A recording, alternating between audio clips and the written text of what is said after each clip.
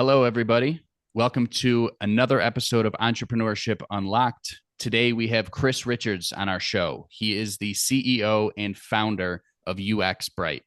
His company focuses on helping businesses with product development as well as digital transformation. And today, we will learn a little bit more about his entrepreneurial journey. Chris, thanks for taking some time to come on the show. Thanks, Nate. Such a pleasure to have you on, and a great podcast title too. I believe unlocking the keys to entrepreneurship is something not a lot of people talk about. So, Thanks, man. Yeah, really the goal of this show is to make entrepreneurship and, business ownership seem less intimidating to people, right? I think a common misconception a lot of people have is, oh, maybe I don't have a college degree, so I can't start a right. business, or I don't have experience in a certain field, so I can't start a business. But, as you and I know, that's not true, right? And I want to make it more accessible for people, more digestible, and yeah, if you're an entrepreneur out there or somebody that wants to become one, hopefully this is content that you could come to help you take a step in that direction. So yeah, appreciate that, Chris. Awesome. Yeah. Cool. So Chris, let's go back in time a little bit. Tell us, what inspired you to start UX Brite? Was it like a light bulb moment or more of a gradual build? Hey, great question. It was definitely more of a gradual build. So, my actual first business, I started a business called Prisma back at our university. Yep. Actually, it's Illinois just the State, same. shout out. Yeah, Redbird gang all day, right? And it was actually through my undergrad as a sophomore. I met my co-founder, and we ran a student government campaign. We came really close, maybe like 500 or so votes from winning the ticket, but otherwise we lost that campaign. But we realized we like working with each other, and so I've always come from a tech background. I've always been infatuated with tech, and I used to be the engineer kid that would take things apart and then put them back together, right? Mm-hmm. And then my mom come curse me out like, what the hell did you just do? So I knew very early on, when I got to college, started to use those resources, and I wanted to build my first company. So I built Prisma as my first business. So it was a software as a service platform to help automate product photography. So imagine if you're a retailer and you've got these types of water bottles, and you got hundreds of thousands of different water bottles and variants, and that you had to put online. We helped streamline that process. So um, I ultimately did fundraising for that business, grew it to about 25 employees, and then we sold that business right around 2020 to a business called Show Labs out in California. And so that was my first foray into entrepreneurship, believe it or not. So UX Brite is my second time around. And what's interesting is when I first started, I started a very high capital, high intensive uh, uh, tech startup, right?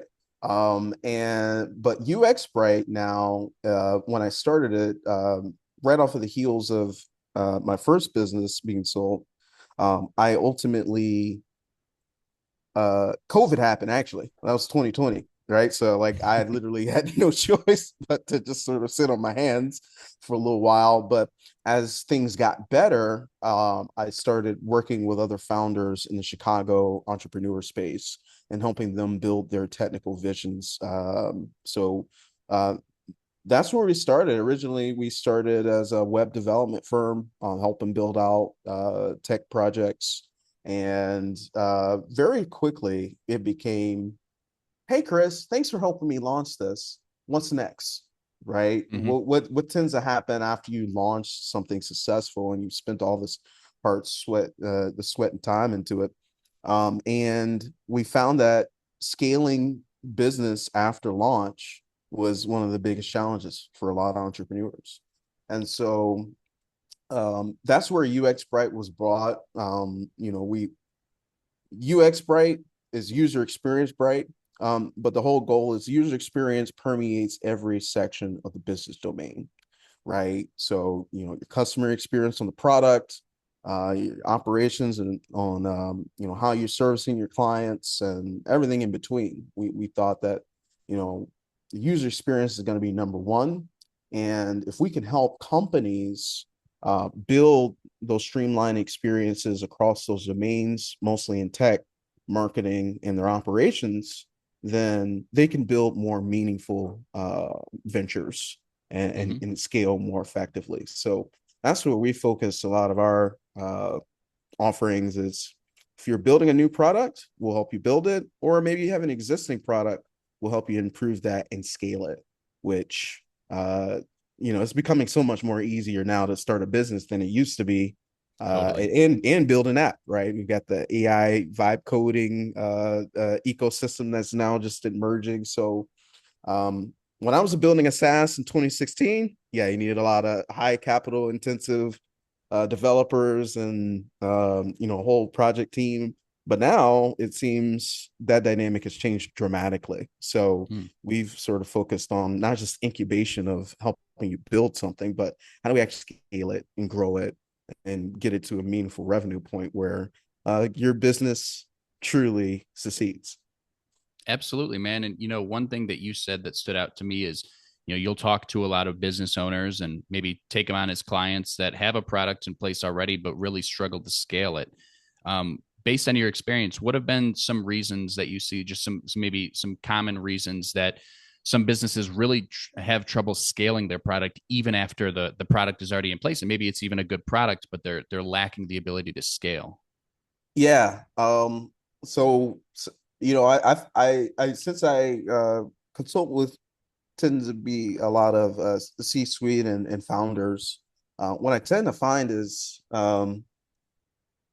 a lot of founders, and this has a lot to do with entrepreneurship. And one of my biggest lessons I had to learn too was as founders, we get stuck working in the business that we forget to work on the business.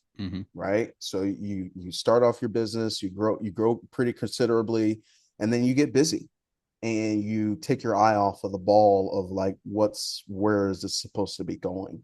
And I know I was part of this startup culture and vibe where it was like 70 hours a week, just hit the ground running, hit the paint, sleep at the office, like those types of setup. But I very quickly found out I was being burnt out and I wasn't making mental headspace for the most important things for my businesses, which is building systems and processes at scale, right? And so that's where I found that the biggest pain point for a lot of founders are when they reach this growth position is I don't have enough defined process, or my process isn't sufficient enough to really actually start scaling it. And so that's where I look at a lot of times at UX Brite when we do digital transformation projects is, we're trying to figure out what those bottlenecks that you have as a founder is holding you up. And, can you delegate? That's the other half of the equation as an entrepreneur. Can you delegate? Like you have to figure out what's more important or your time metrics, right? Yeah, totally makes sense. I think that's a common pitfall for a lot of business owners, right? They get to a certain level because they got themselves there and they think, oh, I'm going to be the one that can take us, I got us from $0 to $1 million. I'm also going to be the guy that could get us from 1 million to 100 million. It's like, no, you need to hire people, right? You need to have other people kind of in the trenches so you can take that step back and actually analyze things and understand your business and your systems and have conversations with clients or customers, and you'll understand more of the big picture as opposed to the day-to-day operations, right? Because you can only get yourself so far without help from a team. And, if you don't have those processes in place, if you don't have that team in place, it's really, really difficult to scale. That totally makes sense. Did you just go ahead. Sorry. No, I was gonna say you just hit the most the other most important part of it is your team, right? If you don't have a team that you can trust around you, that you could give them that autonomy to say, hey, here's the marketing plan, I need you to go out and execute on it, right? Like that's very different from me as a CEO owning every single hat and hoping that you do good as job as I do, right? I had to come to the realization that if someone can do at least 80% of what my expectations are, that's good enough. We'll Yeah. work on optimizing the other 20%. For sure, for sure. So shifting gears a little bit, just talking about you as an entrepreneur. When you were a kid or a teenager, or even in your early 20s, did you know that you were going to be an entrepreneur, or was it really your love for tech and engineering and things like that that got you into the space, and then from there you decided to be an entrepreneur? Yeah. My story is a little different. I actually come from a family of entrepreneurs. My great grandfather, he used to own a hardware store in downtown Chicago, and this was like the 60s and 50s, right? Mm-hmm. And then my father was a business owner doing HVAC work in the Chicagoland area for 25 plus years. So very early on, I watched my father, conduct business, and, you know, he provide value to people and people trust him. So Mm-hmm. I knew from that age very on, like, this is the pinnacle of the type of person you would want to be, right? Mm-hmm. People coming to you for value, you're helping them out, and you're shaking hands. I saw a lot of that, right? And that's the biggest thing that I would say is part of my ethos is my dad was an entrepreneur and then my mom was a nurse. So I have this mix of like entrepreneurship and then like servitude. Mm-hmm. And I think that's what entrepreneurship is all about, is like, how are you serving people?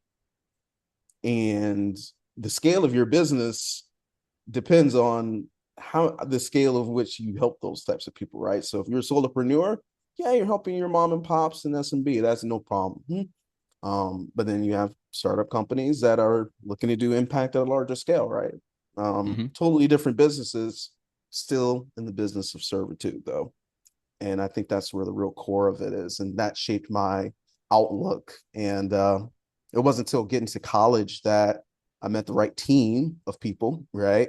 That really, helped encourage that thinking. And then I joined accelerator programs when I was in ISU. Mm-hmm. So, I was very curious. I had never ran a business before. I've always done like side gigs, right? Like create a flyer or a website for somebody, right? Back in the, before college. But um, yeah, I knew somewhere in my blood, didn't know what form it took, right? And it took college really for me to kind of discover what that was and make connections that I never knew was possible. So, Interesting, man. Yeah, let's talk about, mentorship. I think that's something that not a lot of people are talking about in the entrepreneurial mm, space. Having a dad that, ran a business for several years, and a grandfather, like that's huge, right? To be able to see mhm, firsthand like what goes into that, getting comfortable around those types of environments, right? A lot of people are scared about entrepreneurship because you don't have a salary, you don't have a guaranteed right. paycheck, you may not have benefits right out of the gate, right? But you have an idea and the conviction that you can make something work. Have you had any mentors throughout your life? It sounds like your dad and your grandpa for sure, but anyone else that has mentored you, that has really helped you? Maybe it's designing the business, executing, just people to bounce ideas off of even. Any mentors that come to mind for you? Yeah. Yeah, there's one specific mentor that I really, really gave me some of the best advice as in entrepreneurship. His name is Tom Carroll. He actually is an ISU alumni. I think he works as right now for the Chicago Library. He's basically overseeing their entire presidential library kind of setup. But anywho, yeah, Tom was a HR executive at R.R. Donnelley, and R.R. Donnelley, big $1 billion firm, and ultimately came into our business as my first startup as a startup advisor. And very quickly, you can see the green by in our ears, but most importantly, though, he saw that what our vision was, and he believed in that, and he helped us refine that vision more, and help coach us on what to say when we ran into these investor meetings where there's like 7 people in a room and it's just you and your co-founder. Like, how do you how do you walk into the lion's den and walk out Mm-hmm. alive, right? And he actually became one of our very first investors. And it was our relationship when we first started was, hey, can you look at this? Am I doing this right? And so that mentoring shit always mean a lot to me. I have tons of other ones I'm happy to share off, but um, in terms of what helped me become the entrepreneur I am today, can definitely attribute Tom to a good portion of that.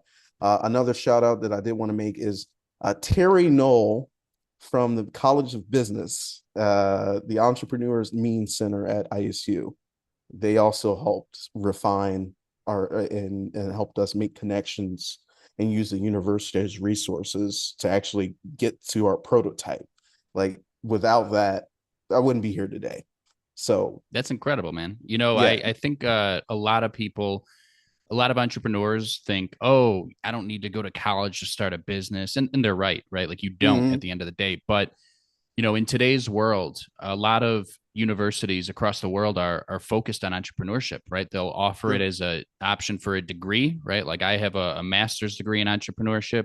And kind of a similar story for me, like just the amount of resources that are available that I was able to take advantage of. You know, the where I did my master's degree was in England at a school called Birmingham City University, but they had, you know, all these different resources for us to use. And, Mm-hmm. you know, a lot of my professors were entrepreneurs, whether they may be current, they may have been currently running a company, or, you know, I even had a professor in college in my master's degree that, you know, started a marketing agency, sold it for millions of dollars, and now he's my teacher. And I'm like, this is one of the best people for me to actually learn from because Yeah. he did exactly what I'm trying to do, right? And yeah, ISU was, you know, tons and tons of resources for entrepreneurs like us. So, you know, I think that that's something that you know, academia is really opening their eyes to is people want to study to be entrepreneurs, right? They don't want to get Right. an accounting degree or they don't want to get a marketing degree. They want to own businesses, right? And um,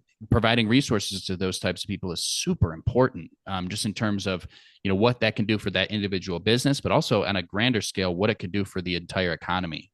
You know, if you Yeah. think about if there's hundreds of universities across the country promoting entrepreneurship, encouraging, you know, young adults to go into that space, like that's going to do so much for our country and for those individual business owners, and it's going to create jobs. Like I Oh think it's yeah. incredible, and I think that's, again, it's something that academia is opening their eyes to, but I think they need to continue to do so because it's just so important.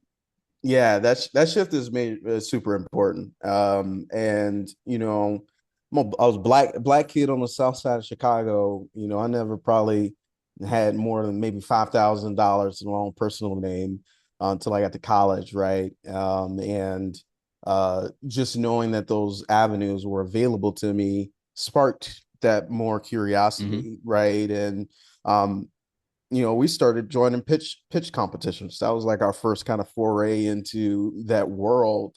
And there were many other entrepreneurs as well that were building great businesses that I actually had a chance to reconnect with to see, okay, how did that, you started that back in college, how did that go, right? Mm-hmm. And it does have a very big trajectory on your life. The connections you make in college, the resources, and then just learn the ability to learn, right? Like Mm-hmm.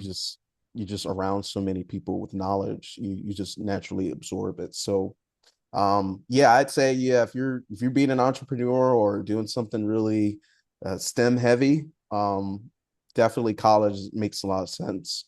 Mm-hmm. But do it smart. You don't I was originally supposed to go to U of I. That was my dream school I was supposed to go to. But then my mom was like, hell no. You see that tuition?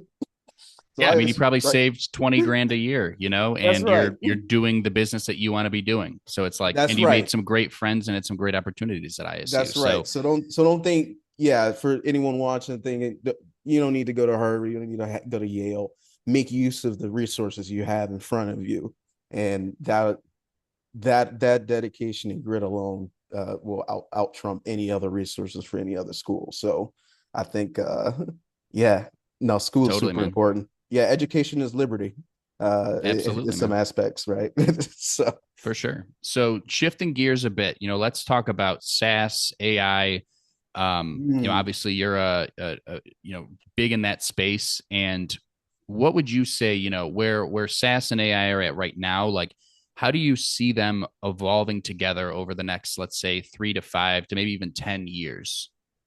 yeah, no, this is a super important one because we had to wrestle with this question for ourselves as an agency, right? So imagine, right off the gates of COVID 2021 to 2023, we would say, hey, let's assign a kind of a decent sized team with a front end engineer, back end engineer, QA, all of these guys, right? And it'd be a capital intensive project.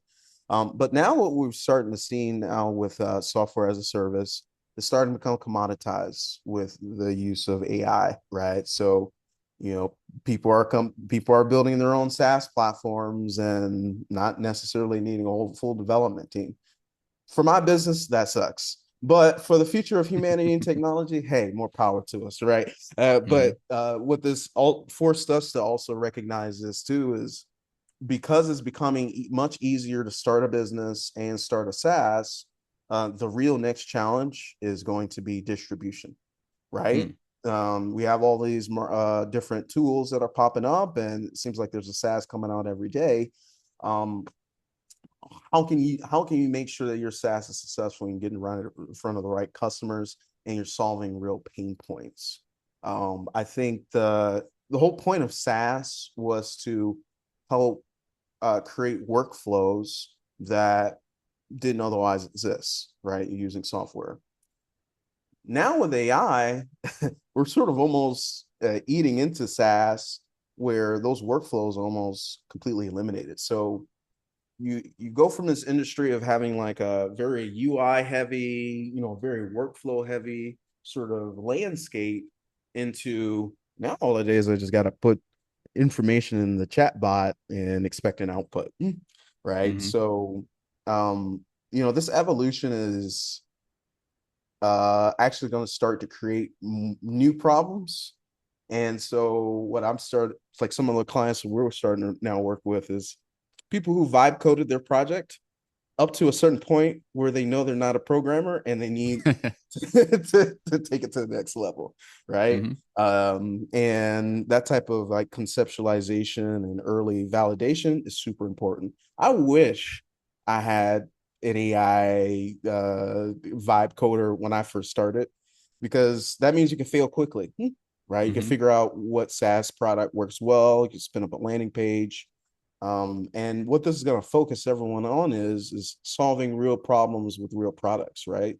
Like everybody's looking to rush to put AI in every single feature, but Yeah. you don't necessarily need a jackhammer for a nail a Yeah. lot of the times, right? So um, right now we're in this hype phase. We're gonna kind of reach this peak, just like NFTs and all the other technologies that have been promised to us. And then the trough of disillusionment will kick in, and we'll start to realize the true value of AI applications and their use cases, right? So, and Sure. then the true winners will start to come out, right? So, don't be discouraged if you hear out there, oh, I heard this company raised millions of dollars and on this AI project, right? Like, you don't know that company might not exist for 2 years. Like Mm-hmm. there's a company just now that we saw. It was like Builder.ai, almost $900 million in coding or in funding, and come to find out is actually just a team of Indian developers. There's not no actual AI technology. So Mm. there are people capitalizing on the hype train, but if you're solving real problems, then your technology will be bought and used. If you're Right not on. solving real problems, just throwing AI just for the hype train and just trying to cash in just because of entrepreneurship, you're in it for the wrong reasons. And then Fair. you're Yeah. gonna hit that wall very quickly. Absolutely. And I know you were talking about vibe coding, something that I'm not super familiar with, but it sounds like it's a platform that allows you to basically give ideas to AI, and then from there it'll kind of like hard code software for you. Am I Yeah, understanding that vibe correctly? coding. Yeah, this is a new paradigm. So yeah, Hmm. you can before you'd have a programming environment, you'd code it normally, right? but now you have a plugin that sits on the side. It could be ChatGPT, Gemini, any other Mm, model. It'll read your entire project. You say, hey, I want to create a login with Google functionality. And it'll actually do the orchestration steps necessarily for you and write the code. The interesting. problem is AI hallucinates, meaning that it's only just trying to predict the best answer. It's not actually doing any complex reasoning skills. Mm, So the code that it exports or outputs might actually break or be useless code, right? hmm So if you want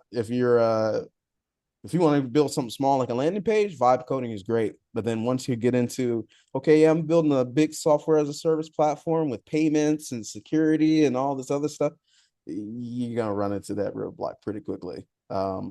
So it's really to help accelerate existing software engineers' jobs, but it just seems like the general public is now starting to use that. I mean, you could go to lovable.ai right now and go get a landing page, but the real question is, what do you do after the landing page? Right? Yeah, They don't teach you that part, you know. So, yeah, it's the vibe coding is interesting. Um, the future of where it would all head will so yet to be seen, right? You know, the tech industry has started to see that shift. Software engineering jobs are at an all-time low right now, right? hmm Like me personally, if we were talking about college earlier, I would not go to college for a computer science degree. I'm just being real. yeah, uh, 2016, yeah, that made a lot of sense. But nowadays you have so many other resources. You best you best use it for somewhere else because totally, man. yeah. Mm-hmm. Yeah, and I think I find it really cool that vibe coding exists, and it's something that young people, especially like college students, people outside of just out of college, like they can kind of get their feet wet, right, and start to Mm-hmm. kind of learn that game, even though they may not be able to complete a the highest level SaaS product out there, through that technology, but it can get them in the game, which is I think is super important. And then from there, it's a matter of really marketing yourself in an authentic way, right? Like that's Right. something that is huge in today's world, right? We in a world 5 years ago, 10 years ago, where everything was so commercialized and fake. Mm-hmm. And now we're seeing, the rise of podcasting, for example. We're seeing the rise of people marketing themselves in a more authentic way in general. That's something that especially the younger generation, right? College students, people just out of college, they resonate with it. They get it. It clicks for them, right? Compared to like boomers, for example. Yeah, Um, what do you like in terms of being authentic in your marketing? What does that mean to you, and how do you go about making sure that your marketing efforts are authentic? that's a great question. Um, yeah, it well, the first thing that I start with really is, are you listening to your market? And for even if you're sales or a marketer, I think listening is going to be your best option. So, I stay tuned into different Reddit communities, LinkedIn communities, wherever it is. I kind of have my ear to the ground.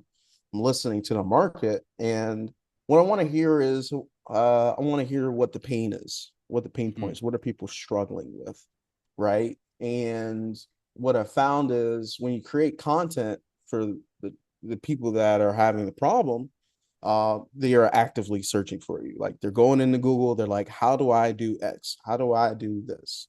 And I found that, yeah, being personable, showing face like this, like in video, right, is super big. And, just being real with folks, right? Like you mentioned earlier, like now that AI is here, uh we as humans are now having to try really hard to distinguish what's real and what's fake, and authenticity is now the new scarcity. I actually coined that on another podcast, but I think that is true. We've gone from social media being where I can go onto this platform and potentially discover all these different things to now interest media. think this was something Alex Ramosi kind of coined. That's sort of where we're starting to morph into, where I already know my interests. I already know what I'm about. Um, Let me find content that's relevant and engaging to me specifically. And that's the new dynamic that we have to work with comparative to back then. And yeah, you're spot on. I think the podcast is the best way to speak to people, um, because otherwise you're relying on blogs and people aren't reading as much. Ads are very short term. They're not going to convey what you really need to. Um, PR articles, they take a while and money to actually materialize, right? So, doing short form content, that seems to be the most engaging way people are consuming content. Uh, it would be detrimental to my business not to at least start doing activities in this field. Yeah, So yeah, totally. yeah, those are some of the big pieces. One last thing on authenticity, I would just say, because it seems like now with AI, everybody's become a LinkedIn expert and marketer, right? There's a difference between being AI led and being an AI assisted marketer. And I think that's one of the most important distinctions you need to make, especially in entrepreneurship or business owner. Are you just throwing your prompt into ChatGPT and copy and pasting it to LinkedIn? If you are, that's not going to do anything. Mm-hmm. Um, I write all my posts out first. Might have ChatGPT, spruce it up if there's some wording or whatever syntax that I'm wanting to update. But my voice, my brand voice, is still the same. What I'm talking about is real, and all of it connects to the human reader. I'm not optimizing for algorithms or SEO. We want to speak to the human content. And I think once we start getting back to that, which will be coming pretty soon, we'll be much better off, especially in Yeah, the man. market perspective. Yeah. Especially in a world of deep fakes and Oh my just goodness. so much AI content out there. You can read somebody's LinkedIn post and be like, I know ChatGPT wrote that, right? They Yeah. have How like many the M little dashes do you have? emojis.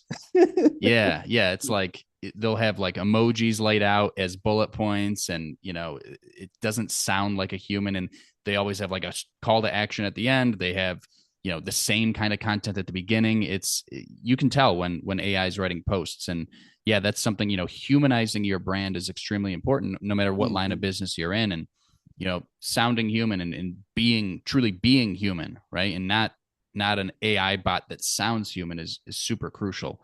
One thing that you mentioned was, it sounds like, well, I know for a fact people's social media feeds over the last few years have turned much more into interest focused as opposed to Mhm. follower focused, right? So this is something that I'm seeing with tons of clients that I work with and just across the space in general.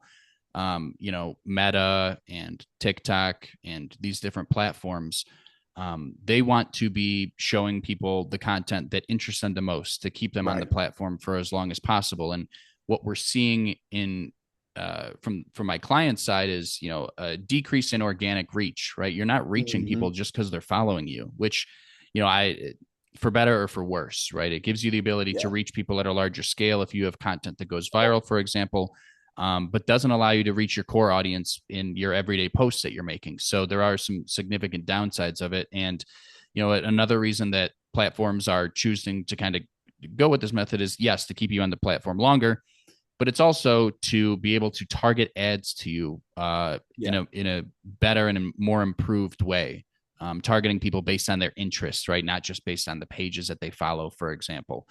So as a marketer, that runs a lot of paid ads, that's really kind of what I focus my business on is paid advertising for my clients for the most part. There's a lot of other things I do, SEO, for example. But it's the returns that I'm getting my clients are better than ever because of this type of targeting that we can do based on interest and not Mhm. just based on who people follow. But from an organic side, it hurts. So if you're a smaller business and you don't That's a have good point. $1,000 a week or $10,000 a month to run on paid ads, it's going to be very difficult to have that level of reach through your organic content because, Meta and TikTok and these platforms are not going to be showing your content because you don't have a ton of followers, you don't have a ton of exposure yet, and they want to serve content to people that is big and that's reaching Mhm. everybody. So it's definitely a flaw, but again, with the clients that do have the budget to spend on ads, it's helping their returns significantly. So kind of a double edged sword, and for those newer businesses, it really kind of makes things difficult. So going back to authentic marketing, right? Like how do you get through that clutter? I think authenticity is the way to do it. Absolutely. Um, yeah, man. So, I had a chance to, go through your website a bit, saw that you guys have your ultimate website and brand guide. Tell us more about that. Who's it for and why should people check it out? Yeah. So, funny enough, right, we're having this conversation about, all the different changes that are happening and there's just the pace in which these changes are happening. And what we found is businesses aren't keeping up, right? And we started that ultimate website and brand growth playbook to give people a better idea of what does the 2025 landscape look like today and like what's required of you, right? Mm, And the idea is that the old website that you built in 2015, it's not cutting it anymore, right? Like you treating your website like a brochure and just a big old information brain dump, that's not gonna cut it anymore, right? There are the way that Google is working, that's completely changing now too, right? We now have AI overview on mm-hmm. the dang on search now.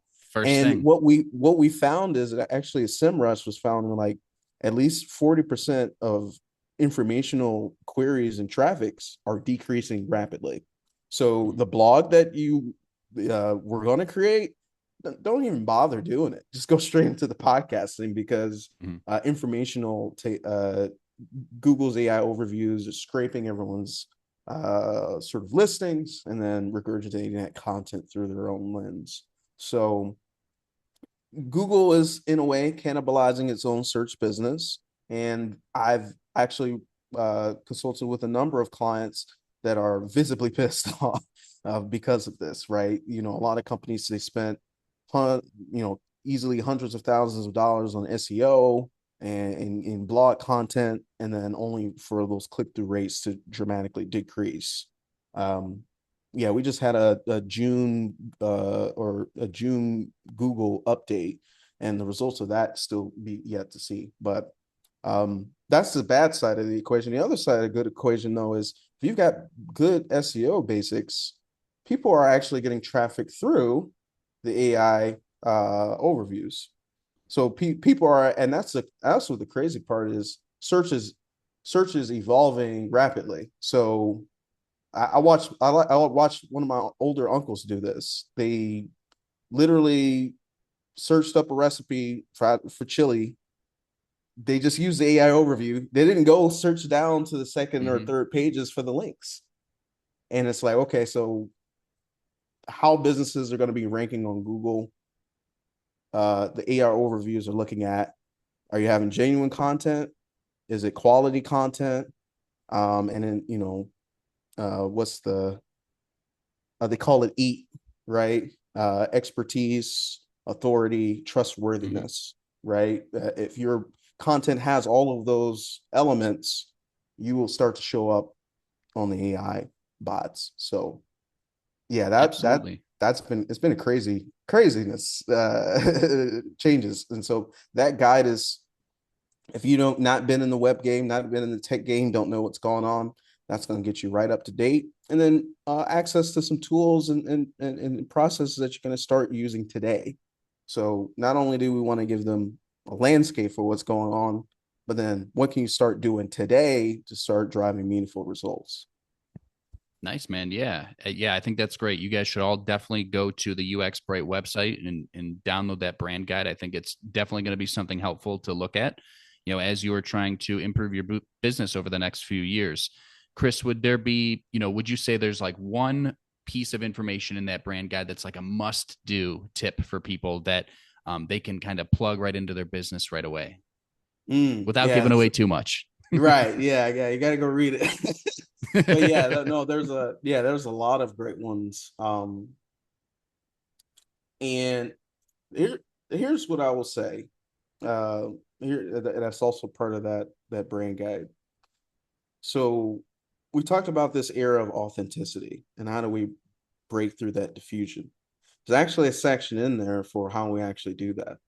Mm. And the recommendation is to start building your own authentic content machine. And you might say, well, okay, content machine, what does that really mean?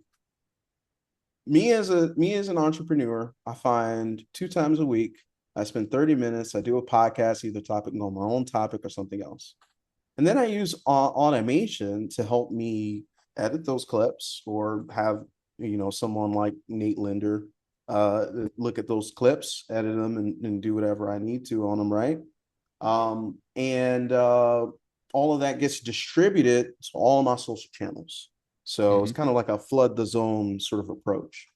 And the biggest thing that I recognize, especially with content, is it's got to be relevant, got to be engaging. And then the last and most important thing, it sounds crazy, be consistent. Mm-hmm. That's literally all it It's the is. hardest part. That's the It's hardest part definitely of the hardest it. part. And I found that the hardest part was starting. But now that Mm-hmm. I'm in the groove, we've got content out coming every day. Got uh, our SEO up. We can run ads on content. We can actually take the ads, or we can actually take the podcasts, turn those into blogs instead of blogs into podcasts, right? Yep. And yeah, you just shoot once and reform and redistribute. That's what's going to be the future of content marketing for what I think is, can you get distribution?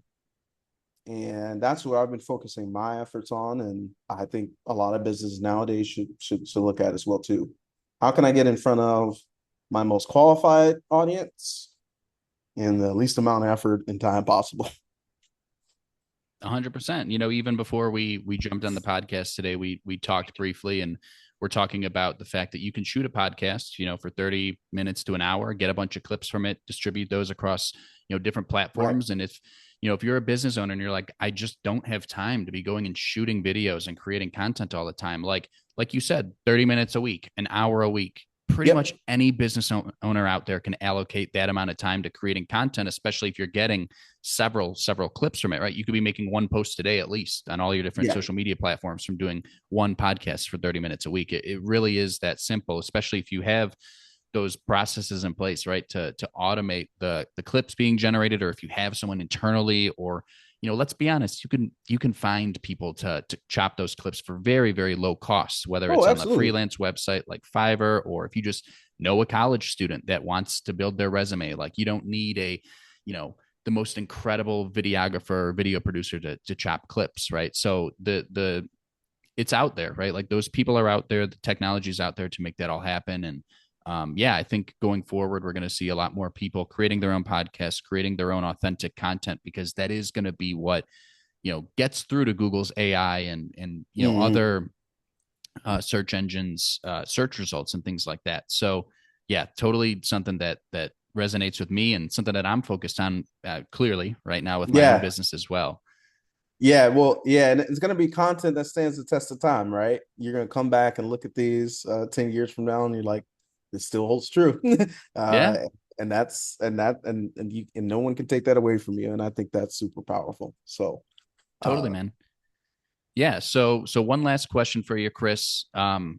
If you were to talk to somebody that's just getting in the SaaS space, or creating a digital product, um, what would be some advice that you would give to them? Let's say maybe they're a college student or someone fresh out of sure. college. They're very new to it, but they have that level of interest. They have the time to make these types of products and businesses work.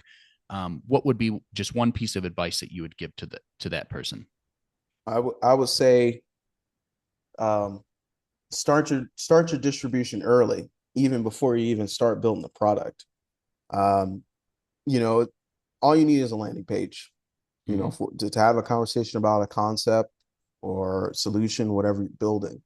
And you need to find a way to get people excited. I've run into a lot of founders. They've spent their hard sweat and tears into building the SaaS. And then he rolled it out and crickets. There was no one to sell to. um, Before you even write a lick of code, start talking to at least 25 customers and validate their pain points and your potential solution. Because when I very first started my business, I thought it was going to be augmented reality glasses in the e-commerce space that win the day, Mm-hmm. but I was wrong. Everybody has an assumption for what they think their product or service is going to be doing great. You need to go out there in the market and actually test it, and test relentlessly.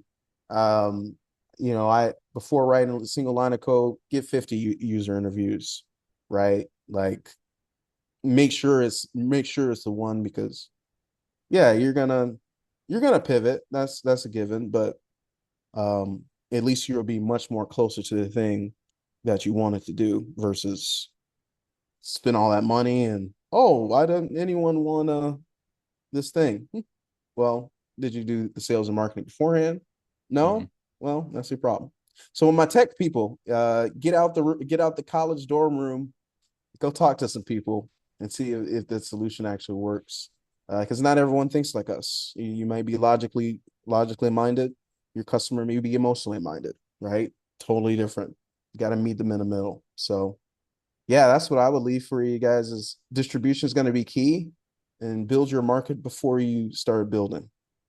That's going to be Yeah, key. that's great stuff, man. Great stuff. Well, yeah, Chris, this has been a great conversation. You're a super, super intelligent guy, and I think my listeners are Thanks, really going brother. to enjoy this episode. Where can they find you or learn more about you? If you want to plug your website, social medias, where can the people find you? Yeah. So yeah, follow us on LinkedIn, UX Brite, and then you can also go uxbrite.com to find all of those free resources that we mentioned earlier in the podcast. And Yeah, we also additionally have a podcast called Growth Labs that also of that same era of helping you scale businesses. So it's a community for product operators and builders who, you've already passed part one, which is building the thing. Now, how do we help you scale it? That's where our community kind of focuses on. And so we super appreciate being connected with Entrepreneur Unlocked. Your ethos very aligned with what we do, and we thank you for the opportunity today. Of course, man. Yeah, it's been fun. So, yeah, guys, check out the Growth Labs podcast. You could get it on YouTube. You could get it anywhere that you can listen to podcasts. Check out the UX Brite website. If you are a brand that has a need for, product development, digital transformation, Chris is the guy to help you. I can say that with confidence. So definitely check him out online. And yeah, Chris, really appreciate the time today. And to all the listeners, I hope you appreciate or I hope you enjoyed this episode with Chris Richards. Absolutely dynamic episode. Thanks.